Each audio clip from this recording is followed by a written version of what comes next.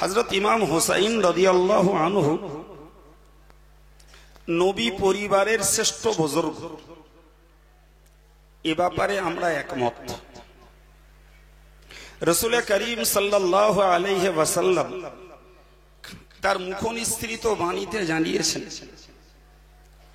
ইন্নাল হাসানা ওয়াল হুসাইনা সাইয়্যিদা শুবাবি আহলিল জান্নাহ। হযরত হাসান হুসাইন জান্নাতের যুবকদের সরদার। সুতরাং ইমাম হাসানের প্রতি আমাদের যেমন ভালোবাসা, ইমাম হুসাইন হুজুরের প্রতি কোন অংশে ভালোবাসা আমাদের কম নেই, ঠিক কি না? কিন্তু মনে রাখতে হবে, ইসলাম কখনো ভালোবাসায় আবেগে সীমা অতিক্রম করতে অনুমতি দেয়নি। আবেগ যত থাক, ভালোবাসা যত থাক, শ্রদ্ধা নিবেদনের যত পর্যায়ে থাক, সীমা অতিক্রম কখনো ইসলাম বরদাস্ত করে না। ইন্নাল্লাহা লা ইউহিব্বুল মুতাদিন। যারা সীমা অতিক্রম করে আল্লাহ তাদেরকে ভালোবাসেন না। ফলে আমরা একটা শিক্ষা নেব, সেটি হলো যে যার প্রতি আমাদের আবেগ থাক, ভালোবাসা থাক, নিবেদিত শ্রদ্ধা থাক, সেটিকে সবসময় সীমার ভিতরে, আয়াতনের ভিতরে রাখবো, বর্ডার অতিক্রম করব না। কথা মনে থাকবে? আমি দৃষ্টান্ত স্বরূপ একটা ছোট্ট তথ্য বলি। ভাই, যে মানুষগুলো হজ পাকে যান, নিশ্চিত রসুলের মাজার মুকদ্দাসের কাছে পৌঁছালে রসুলের প্রতি ভক্তি, শ্রদ্ধার আবেগ তাদের বেড়ে যায়, অস্বীকারের জায়গা নেই। আর ওটাকে ধরে রাখাও তাদের পক্ষে কঠিন হয়ে যায়। কিন্তু একটা মজার ব্যাপার, রসুলের মাজার মুকদ্দাসের চারিদিকে যে দেওয়াল, তার বাইরে রয়েছে, আন্দাজ বলছি, ধরুন বুক বরাবর আর একটা পাঁচিল তোলা। এই রসুলের মাজারের যে ঘর বানানো আছে, তার দেওয়াল আর এই বুক বরাবর বর্ডারটার মাঝখানে যে জায়গাটা, এখানে 24 ঘন্টা মিলিটারি ফোর্স মৌজুদ। এর বাইরে দিয়ে হাজিরা যান আর রসুলের মাজারের দিকে ফিরে কি হযরত আবু বকর, ওমর রাদিয়াল্লাহু আনহুমা এদের মাজারের দিকে ফিরে সালাম জ্ঞাপন করে। এখন ভিড়ের চাপ প্রচুর, ফলে সেখানে খুব সহজে 20 সেকেন্ড দাঁড়ানো কঠিন। ওই চলমান গতিতে যে সালাম দেওয়া যায়, ওইটুকুই মনের তৃপ্তি। তো আমার লাইফের একদম বাস্তব অভিজ্ঞতার কথা বলছি। আমাদের সামনে পড়েছে একটি তুর্কি গ্রুপ, তাদের দলে রয়েছেন কম বেশি 150 মানুষ। এরা দলগতভাবে খুব জোরে জোরে দরুদ পড়ছে আর নবীর প্রতি সালাম জ্ঞাপন করছে। ওই পথই, ওটা তো পথ নয়, অ্যাকচুয়াল মসজিদে নববীর অংশ ওটা, ওখানেও জমাতের সময় নামাজ হয়। পুলিশকে শুনছি, মিলিটারিকে শুনছি হাঁটছে, এ হাজ্জি মমনু, এ হাজ্জি মমনু বারবার বলছে। তো যখন দূরে ছিলাম তখন পুলিশ কি বলছিল বুঝছিলাম না, যত কাছে গেলাম পুলিশের ভাষাটা বুঝলাম। পুলিশ বলতে চাইছে, হাজি ওটা নিষেধ, করো না, পুলিশের বক্তব্য। তো মনে মনে হচ্ছে যে এরা নিষ্ঠুর না নির্দয় কি জানি, এই লোকগুলো এসেছে কোন দুনিয়া থেকে, কে আবেগ ভরে রসুলকে সালাম দেবে, এটা তাদের মনের তৃপ্তি, ক্ষুধা, এটা তাদের মনের অভাব, আর এটা মানা করছে। তো এই চিন্তা করতে করতে মনে মনে দরুদ পড়ছি আর এগুচ্ছি। ঠিক যখন রসুলের মাজারটার সামনে দাঁড়িয়েছি, তো একবার নজর করে দেখি ওই দেয়ালের গায়ে লেখা রয়েছে ইয়া আইয়ুহাল্লাযীনা আমানু, হে ঈমানদারেরা, লা তারফাউ আসওয়াতাকুম ফাওকা সাওতিন নবী, খবরদার তোমাদের কণ্ঠের আওয়াজ যেন নবীর আওয়াজের উপরে প্রাধান্য না পায়, নবীর আওয়াজের উপরে যেন তোমার গলার আওয়াজটা চড়ে না যায়। এটাই ওই আয়াত পাকের মর্ম। আয়াতটি কোরআন শরীফে নাজিল হয়েছে প্রিয় নবীর হায়াতে জিন্দেগিতে। আজকে রাসূলুল্লাহ তার মাজার মুকদ্দাসে, তার মাজারের ঘরের দেওয়ালের বাইরে ওই আয়াত লেখা কেন? পিছনে রহস্য কি? হতে পারে রাসূলুল্লাহর জীবদ্দশায় সাহাবাদের জন্য ছিল ওই অর্ডার সিটি যে তোমরা কখনো নবীর কণ্ঠের উপরে কণ্ঠ চড়িও না। কিন্তু রাসূল যখন আজকে মাজার মুকদ্দাসে, আজকের এই আয়াত এখানে লেখার ইঙ্গিত হলো তিনি দুনিয়া ছেড়ে পর্দা নিয়ে পরলোকগত হয়েছেন, কিন্তু তিনি হায়াতুন নবী। তিনি সালাম করলে শুনতে পান, তিনি সালামের জবাব দেন, দরুদগুলো তার কাছে পৌঁছানো হয়। ফলে আজকের যদি তার মাজারের রেঞ্জের কাছে দাঁড়িয়ে আওয়াজ চিল্লানো হয়, তাহলে জীবদ্দশায় তার সামনে আওয়াজ বাড়ালে যে বেয়াদবির আশঙ্কা ছিল, তার মাজার মুকদ্দাসে শায়িত অবস্থায় আওয়াজ চললে সেই বেয়াদবি হবে। কথা বোঝাতে পেরেছি? আর যদি হয় অত্যন্ত সাবধান, আন তাহবাতা আমালুকুম ওয়া আনতুম লা তাশউরুন, তোমাদের আমলগুলো ধ্বংস হয়ে যাবে, তোমরা জানতেও পারবে না। কথা বুঝেছেন?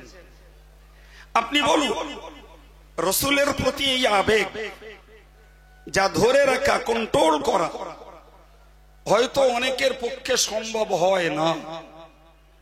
আর রাসূলের প্রতি এই আবেগটাকে যদি কন্ট্রোল করতে বলা হয়, সেটি স্বাভাবিকভাবে মনের উপরে একটা চাপ পড়ে যে এরা সত্যকারের নবী ভক্ত, এরা সত্যকারের নবীর জন্য নিবেদিত প্রাণের মানুষ, এরা রাসূলুল্লাহকে দরুদ পড়বে, সালাম জানাবে, সেখানে কেন এই বাধা?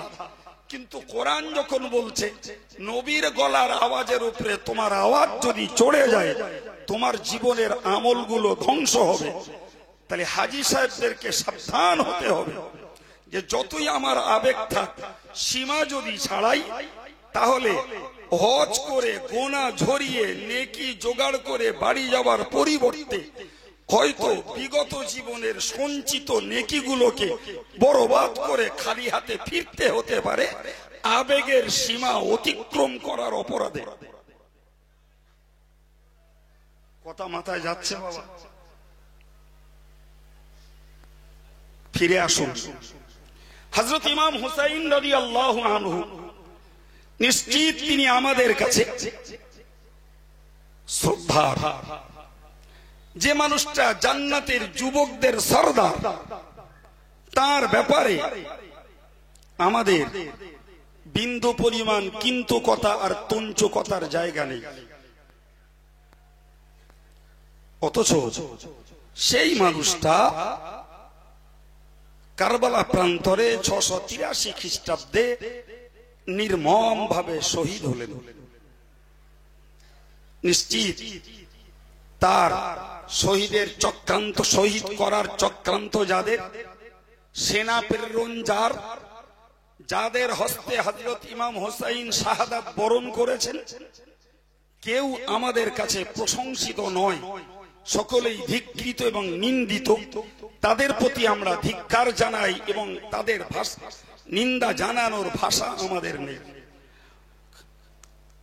কিন্তু ইমাম হুসাইন রাদিয়াল্লাহু আনহু শহীদ হয়েছেন 683 খ্রিস্টাব্দে। আজকের এটা আমরা 2019 শত খ্রিস্টাব্দের মানুষ। এই সুদীর্ঘ কম বেশি 1300 বছরের অধিক কাল গোটা বিশ্বের সুন্নি জামাত সারা পৃথিবীর সুন্নতুল জামাতের আকীদাপন্থী হযরত ইমাম হুসাইন হুজুরকে কেন্দ্র করে তার গুণাবলী, তার মানাকিব, তার প্রশংসামূলক দিকগুলি আমরা আলোচনা করি, খতমে কোরআন করি, দোয়া সবরেসানি করি। এগুলো বিশ্ব সুন্নতুল জামাতের আকীদা এবং কর্মকাণ্ড, ঠিক কিনা? কিন্তু আমরাই মুসলিম নামীয় আর এক শ্রেণীর মানুষকে দেখি যারা হযরত ইমাম হুসাইনকে কেন্দ্র করে, নবী পরিবারের যে সদস্যরা শহীদ হয়েছেন তাদেরকে কেন্দ্র করে এক কৃত্রিম কাণ্ড কারখানা দেখতে পাই, যার ভিতরে রয়েছে ইমাম হুসাইনের স্মৃতিচারণ করে শোকাহত হওয়া, ইমাম হুসাইনকে কেন্দ্র করে বিলাপ করা, ইমাম হুসাইনকে কেন্দ্র করে হায় হোসেন করা, ইমাম হুসাইনকে কেন্দ্র করে ভালো খাবার ত্যাগ করা, পোশাক ত্যাগ করা, বা কোন রকমের আনন্দ উৎসব করা, বিবাহ ইত্যাদিকে বন্ধ করা, এ জাতীয় কর্মকাণ্ডের সঙ্গে ইসলামের তরিকার কোনো মিল নেই। কথা শুনতে পাচ্ছেন? ইসলামের সঙ্গে এই জাতীয় কর্মকাণ্ডের সঙ্গে এক বিন্দু পরিমাণ মিল নেই। অথচ আজ তা অত্যন্ত গোয়ার্তমি করে, উচ্ছৃঙ্খলতা করে, একরকম যুদ্ধাঙ্গদেহী মানসিকতা নিয়ে আর এক শ্রেণীর মানুষ মুহররমের 10 তারিখে পড়লে মাতোয়ারা হয়। নিরীহ সুন্নি ভাইয়েরা, পার্শ্বস্থ নিরীহ সুন্নি যুব সমাজ কখনো তাদের তাণ্ডবে লজ্জিত হয়, এমনকি দেখতে পাওয়া যায় তাদের যুদ্ধাঙ্গদেহী মানসিকতা হয়তোবা আর এক পক্ষ সহিষ্ণুতার পরিচয় না দিয়ে যোগ্য জবাব দিলেই আর এক কারবালা তৈরি হয়।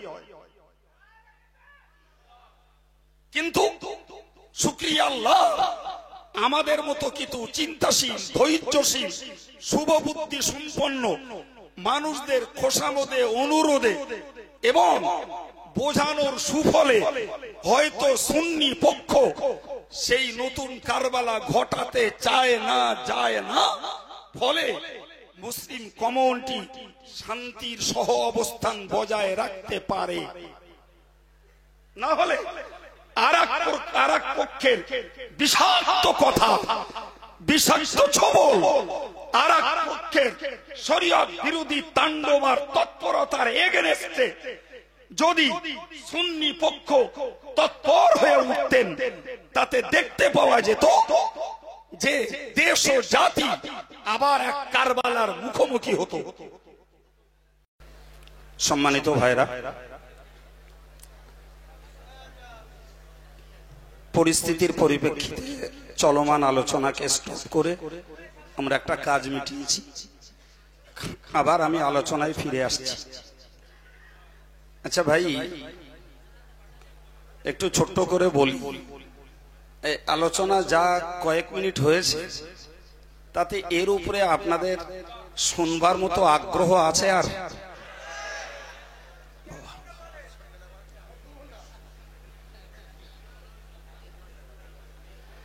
আচ্ছা, কারোর একটু মায়া লাগলো না? হুজুর আপনার শরীর খারাপ, বাজার বলতে হবে না? ও দোয়া করে দিচ্ছেন, আল্লাহ ভালো করুক। যাক, আল্লাহ কবুল করুন, বলুন আমিন। তো ভাইরা আমার, অত্যন্ত চিন্তার ভিতর দিয়েই কথাগুলো আপনাদের কাছে প্লেস করছি, কথাগুলোকে গুরুত্ব দেন ভাই। তো আমি কি বলেছি এ পর্যন্ত? যে ইসলাম কখনো আবেগের বশে সীমা অতিক্রম করার অনুমতি দেয় না।